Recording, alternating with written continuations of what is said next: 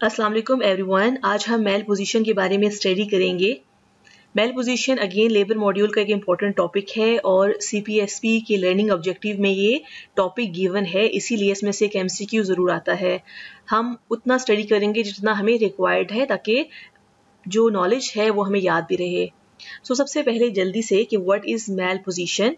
हमें पता है कि नॉर्मल प्रेजेंटेशन होती है वर्टेक्स, और नॉर्मल पोजीशन का मतलब ये होता है कि जो ऑक्सीपुट है वो toward the interior side of the pelvis हो, यानी कि ऑक्सीपुट की जो डायरेक्शन है वो टुवर्ड्स द प्यूबिक सिम्फिसिस हो, या राइट ऑक्सीपुटो इंटीरियर हो या लेफ्ट ऑक्सीपुटो इंटीरियर हो, mean interior side of the pelvis.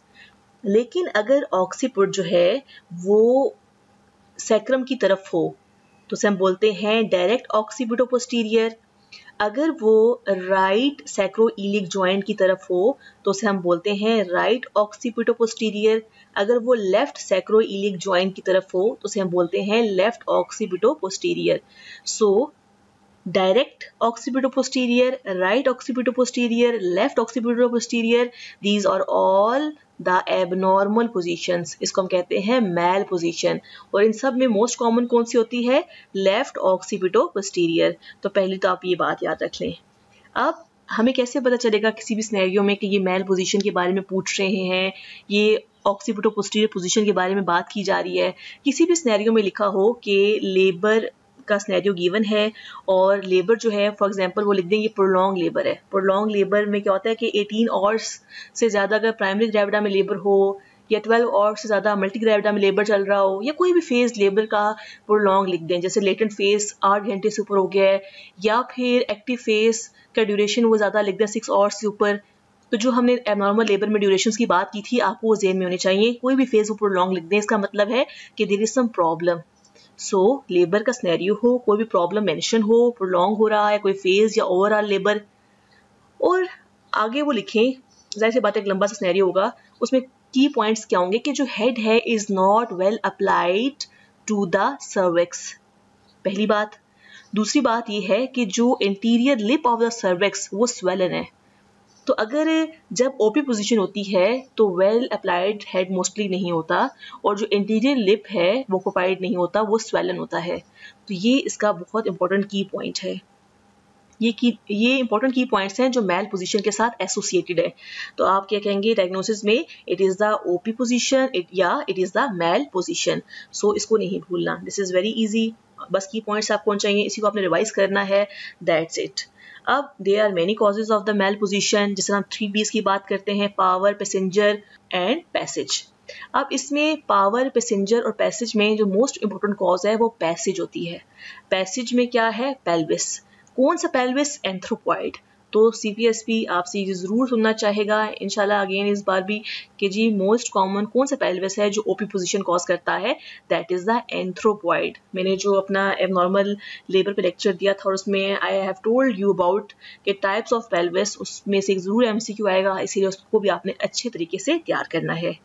Now delivery कैसे होगी कि नहीं होगी, it all depends upon the attitude of the fetus. हर चीज़ में एटीट्यूड ही मैटर करता है। अब अगेन देखें कि मेल पोजीशन की डिलीवरी भी एटीट्यूड पर डिपेंड कर रही है। ज़्यादा हम डिटेल में नहीं जाएंगे, उतना ऑफ कोर्स हम स्टडी करेंगे जितना हमें रिक्वायर्ड है। आपने बस इतनी बात याद रखनी है कि अगर आप इस वाली पिक्चर को देखें तो मैंने कहा था कि लेफ्ट ऑक्सीपिटो पोस्टीरियर पोजीशन ज़्यादातर होती है मेल पोजीशन में। तो for example fetal position is left occipito posterior, जो कि मेल पोजीशन है। अगर हेड इस तरह से इंगेज हुआ, हेड कैसे इंगेज होता है? ऑक्सीपिटो ट्रांसवर्स होता है या ऑक्सीपिटो इंटीरियर होता है? मोस्टली ये पोजीशंस होती हैं। लेकिन अगर head left occipito posterior engage हो गया, यानी जब हेड इंगेज हो रहा था तो occiput was towards the left sacroiliac joint, that is not a normal thing. तो अब क्या होगा? अब यहाँ पर ऑक्सीपिट है, तो वो डिपेंड करता है एटीट्यूड पे कि वो कम डीफ्लेक्स है, ज़्यादा डीफ्लेक्स है, मॉडरेट डिफ्लेक्शन है या एक्सेसिव डिफ्लेक्शन है। सो वो एक अलग टर्मिनोलॉजीज हैं। आप सिर्फ इतना याद रखें कि क्या क्या फेट हो सकता है। नंबर 1 फेट ये हो सकता है कि ये जो ऑक्सीपुट है ये लॉन्ग एंटीरियर रोटेशन करे। लॉन्ग एंटीरियर रोटेशन का मतलब है कि ये यहाँ से घूम के प्यूबिक सिम्फिसिस के पीछे आ जाए। जब ये लॉन्ग एंटीरियर रोटेशन करेगा तो कितनी रोटेशन इसे करनी पड़ेगी? 3/8। और जब ये ऑक्सीपुट इतनी लंबी रोटेशन करेगा तो ये हो जाएगा ऑक्सीपिटो इंटीरियर और डिलीवरी हो जाएगी नॉर्मल जैसे कि होती है। ठीक है, जब हमने कार्डिनल मूवमेंट्स ऑफ फीटस पढ़े थे तो हमने ये कहा था ना कि पहले इंगेजमेंट है, फ्लेक्शन है और फिर क्या होता है, फिर एंटीरियर रोटेशन होती है। तो जब ओपी में इंगेजमेंट होगी तो जो थर्ड स्टेप होगा उसमें अगर लॉन्ग एंटीरियर रोटेशन होती है मतलब बाय 3/8 तो ऑक्सीपुट आ जाएगा इंटीरियर और नॉर्मल हो जाएगी डिलीवरी। दूसरी फेट क्या हो सकती है, दूसरी फेट ये हो सकती है कि ये जो ऑक्सीपुट है ये रोटेट कर जाए मजीद टूवर्ड्स द सेक्रम। अगर ये यहाँ से रोटेट कर जाए मजीद टूवर्ड्स द सेक्रम मीन ये लेफ्ट ऑक्सीपिटो पोस्टीरियर से बन जाए डायरेक्ट ऑक्सीपिटो पोस्टीरियर, तो इस रोटेशन को हम कहेंगे कि ये रोटेशन जो है ये 1/8 है और 1/8 होगी और क्या हो जाएगी, बन जाएगी डायरेक्ट ऑक्सीपिटो पोस्टीरियर और डिलीवरी हो जाएगी फेस टू प्यूब्स। अक्सर आप देखते हैं कि बेबी जो है डिलीवर होता है, प्रोलॉन्ग लेबर होता है और आप देखते हैं कि बेबी का जो फेस पहले डिलीवर होता है वरना तो ऑक्सीपुट पहले डिलीवर होता है। अगर फेस ऊपर की तरफ है टुवर्ड्स द प्यूबिक सिम्फिसिस है उसे कहते हैं फेस टू प्यूब्स डिलीवरी। तो ये भी कब होती है, जब ऑक्सीपिटो पोस्टीरियर एंगेजमेंट होती है। तो इसलिए एक फेट तो ये है कि ये ऑक्सीपुट रोटेट करे टुवर्ड्स द सेक्रम और डिलीवरी किस तरह होगी, फेस टू प्यूब्स। तो ये भी एमसीक्यू आ सकता है कि लेबर है, प्रोलॉन्ग है, कोई भी फेस कह दें वो प्रोलॉन्ग चल रहा है, अब डिलीवरी हुई है और फेस पहले आ गया है, फेस टू प्यूब्स डिलीवरी हुई है, तो आप कहेंगे इट इज द ऑक्सीमेल position, it is occipito posterior. ठीक है, और क्या वजह हो सकता है, अब ये दो तो होगी वजह कि जो अगर ओपी में है तो आप एग्जामिनर से कह सकते हैं कि सर लॉन्ग एंटीरियर रोटेशन होके वो डिलीवर नॉर्मली हो सकता है बेबी, या फिर जो लेफ्ट ऑक्सीपिटो पोस्टीरियर था या राइट ऑक्सीपिटो पोस्टीरियर था वो रोटेट करेगा 1/8 पे और वो बन जाएगा डायरेक्ट ऑक्सीपिटो पोस्टीरियर और फेस टू प्यूब्स डिलीवरी होगी। या दो और वजह हो सकती हैं जो अनफेवरेबल है, वो क्या है, वो ये है कि या तो ये जो ऑक्सीपुट है ये यहाँ से बिल्कुल भी ना हिले, टच से मसी ना हो, यहीं पे रुके, इसे हम बोलते हैं परसिस्टेंट, कि ये परसिस्टेंट ओपी में ही रहे। ठीक है, परसिस्टेंट रहे एज ओपी में, ये हो सकता है। अगर ये परसिस्टेंट रहेगा ये तब होता है कि जब सेंसीपुट एंड ऑक्सीपुट दोनों एक साथ जाके पेल्विक फ्लोर को टच करें, जाहिर सी बात है दोनों एक साथ टच करेंगे तो दोनों ही रोटेट नहीं करेंगे, तो वो एक अलग कॉन्सेप्ट है और इसको अभी इतना कंफ्यूज नहीं करना। तो तीसरी फेट ये हो सकती है अनफेवरेबल कि वो वहां से हिले ही ना, अगर वो वहां से हिलेगा ही नहीं तो ऑब्स्ट्रक्टेड हो जाएगा, यूट्राइन कॉन्ट्रैक्शंस अच्छी होंगी लेकिन बेबी आगे मूव ही नहीं करेगा, तो परसिस्टेंट ओपी पोजीशन इसे कहते हैं।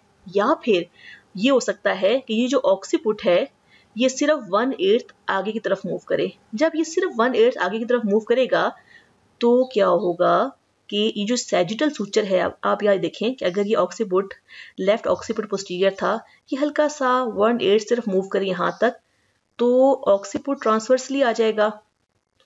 जब ऑक्सीपुट ट्रांसवर्सली आएगा मीन सैजिटल सूचर लाई करेगा बिटवीन द स्पाइंस यानी कि स्केल स्पाइंस, इसे हम बोलते हैं डीप ट्रांसवर्स अरेस्ट। तो दो और कंडीशंस हैं जो अनफेवरेबल हैं, आप कहेंगे या तो परसिस्टेंट ओपी में रहेगा या फिर वो सिर्फ 1/8 आगे की तरफ रोटेट करेगा ऑक्सीपुट और डीप ट्रांसवर्स अरेस्ट हो जाएगा। इन दोनों कंडीशन में ऑब्स्ट्रक्शन होगी, हमें सी सेक्शन करना पड़ेगा। और अगर ये परसिस्टेंट ओपी पोजीशन है, अगर वो 0 स्टेशन से ऊपर है तो जाहिर सी बात है हम वैक्यूम और फॉरसेप्स नहीं लगा सकते। अगर यही परसिस्टेंट ओपी पोजीशन 0 स्टेशन से नीचे होगा तो फिर हम इंस्ट्रूमेंटल डिलीवरी का सोच सकते हैं, लेकिन वो एक अलग कंडीशंस है इंस्ट्रूमेंटल डिलीवरी का यूज, वो हम जब टॉपिक करेंगे तो उसमें आई विल टेल यू कि कब कब आपने इंस्ट्रूमेंट्स लगाने और कब नहीं लगाने। सो इन अ नटशेल अगर ओपी पोजीशन है तो 4 फेट्स हो सकती हैं। नंबर 1 लॉन्ग एंटीरियर रोटेशन हो, ऑक्सीपुट आगे की तरफ आ जाए 3/8 मूवमेंट के साथ और डिलीवरी हो जाए एज अ ऑक्सीपुटो इंटीरियर, या फिर ऑक्सीपुट जो लेफ्ट या राइट था वो डायरेक्ट हो जाए, ऑक्सीपुट सेक्रम की तरफ चला जाए और डिलीवरी हो जाए फेस टू प्यूब्स। ये दोनों फेवरेबल कंडीशंस हैं। आगे जो मैं दो बताने लगी हूँ वो अनफेवरेबल हैं। या तो वो परसिस्टेंट रहे, जहां पर था वहीं पर है, ऑक्सीपुट पोस्टीरियर का पोस्टीरियर ही रहे, वो बिल्कुल भी मूव ना करे, और जाहिर सी बात है जब मूव ही नहीं करेगा तो डिलीवरी नहीं होगी नॉर्मल, या फिर वो 1/8 मूव करे तो क्या होगा कि ऑक्सीपुट ट्रांसवर्स हो जाएगा। जब ऑक्सीपुट ट्रांसवर्स होता है तो जो सैजिटल सूचर होता है वो क्या होगा, वो इसकियल स्पाइंस के दरमियान में आ जाएगा। इसे हम बोलते हैं डीप ट्रांसवर्स अरेस्ट। अब सीपीएसपी आपसे जो अब पूछेगा ना, जो इंपॉर्टेंट चीज है, इस सब को बताने का मकसद क्या था कि वो आपसे डीप ट्रांसवर्स अरेस्ट के बारे में एमसीक्यू जरूर पूछेगा। डीप ट्रांसवर्स अरेस्ट किसे कहते हैं? देखें, जब एंगेजमेंट हुई थी तो ट्रांसवर्सली होती है, यानी ऑक्सीपुट ट्रांसवर्सली एंगेज होता है या एंटीरियरली होता है, तब वो चीज नॉर्मल होती है। ठीक है, एंगेजमेंट में ऑक्सीपुट ट्रांसवर्स आए या इंटीरियर आए, ये नॉर्मल होता है। लेकिन 0 स्टेशन पे, -3 स्टेशन पे, हमने इस टॉपिक को समझने के लिए जरूरी है कि आप नॉर्मल लेबर को पहले सुने। तो हमने जब वो नॉर्मल लेबर के बारे में बात की थी और हमने कहा था कि कार्डिनल मूवमेंट्स ऑफ फीटस के बारे में हमने जब बात की थी, तो -3 पर फ्लेक्शन के बाद ऑक्सीपुट शुड कम इंटीरियरली। ठीक है, उस स्टेशन पे अगर हेड अभी भी ऑक्सीपुटो ट्रांसवर्स है या फिर वो मूव नहीं करता इंटीरियरली, तो that is not a normal thing.